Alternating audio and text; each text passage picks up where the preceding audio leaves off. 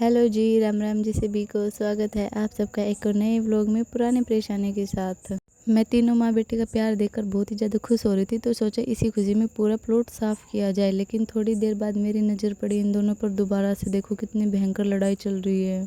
किसी ने सच कहा है, जहाँ प्यार होता है वहाँ लड़ाई तो होती है, और इन दोनों में शायद कुछ ज़्यादा ही प्यार है। फिर आई थी घर पे दिन में महिला मित्र, हमने थोड़ी बहुत पार्टी की थी, आराम से बैठे चिल कर रहे थे बिल्कुल। थोड़ी देर बाद दोपहर में बाहर निकल के देखा तो मौसम की हालत कुछ ऐसी थी, वो बिल्कुल साफ भी नहीं था और मतलब हो भी रहा था, ऐसा लग भी रहा था कि बारिश आएगी और नहीं भी आएगी। बहुत ही कन्फ्यूजन थी, पता नहीं क्या था। तो आज मोगली की आंखों में पहली बार स्याही डलेगी। हमने अभी तक इसको काजल नहीं डाली है, आज पता नहीं इसकी माँ जी की मन में आई है स्याही डालने की। और स्याही डलने के बाद मेरा बेटा कुछ ऐसा लग रहा था, देखो कितना काला भूत बन गया और रो भी बहुत रहा था।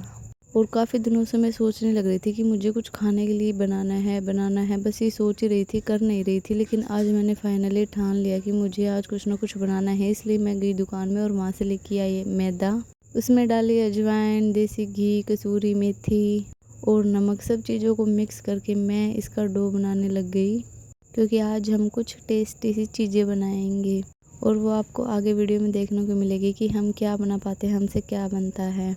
तो पूरी मैदा का आटा लगा के मैंने इसको रेस्ट करने के लिए रख दिया था, ताकि ये अच्छे से सेट हो जाए। और मैं भी बिल्कुल सेट थी इनकी मट्ठी वगैरह बनाने के लिए। और तेल मैंने हीटर पे रख दिया था गर्म होने के लिए। हमारी मैदा भी रेडी थी बिल्कुल।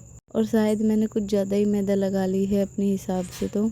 और जितनी ज़्यादा एक्साइटमेंट के साथ मैं ये चीज़ें बनानी शुरू कर रही थी, लेकिन वैसे वैसे ही मेरी हवा टाइट होती जा रही थी। मुझे एहसास हुआ कि भाई गर्मी हो रही है, नहीं बन पाएगी। तो मैं भागी भागी गई माँ जी के घर और वहाँ से लेके आई ये फराटा।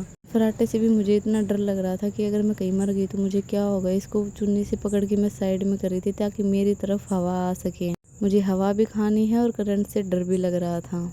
लेकिन ये बात शायद लाइट को हजम नहीं हुई, वो तुरंत अपनी औकात दिखा के चले गई। इसलिए हमने सारा ताम झाम उठा के हम रसोई में गए। रसोई में जाके हमने ये सब चीज़ें बनाई हैं। बहुत हालत टाइट हो गई थी, बहुत ज़्यादा। शाम को पड़ोस में कोई मेहंदी लगवाने आई थी, वो लगाई। उससे पहले मेरी दोनों बेटियां तैयार हो गई थी कि मम्मा हमें लगाओ, हमें लगाओ। मैं वैसे आर्टिस्ट हूँ नहीं, लेकिन कभी कभी मेरा अंदर का कलाकार जाग जाता है। सबसे पहले मैंने अपनी दोनों बेटियों को मेहंदी लगाकर मैंने उन माँ जी को मेहंदी लगानी शुरू करी। और मेरी शुरुआत कुछ ऐसी थी।